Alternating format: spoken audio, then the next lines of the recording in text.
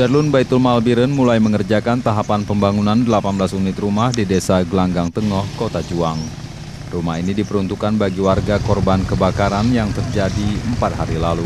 Proses pengerjaannya sendiri sudah dilakukan sejak 2 hari lalu, dengan target bisa diselesaikan pekan depan atau sebelum memasuki bulan Ramadan. Pada awal Ramadan bisa ditempati agar masyarakat kita yang mengungsi di masjid bisa kembali lagi beraktivitas seperti semula. Sementara itu, untuk sementara waktu korban kebakaran masih ditempatkan pada 2 tenda darurat yang didirikan di komplek Menasah desa setempat.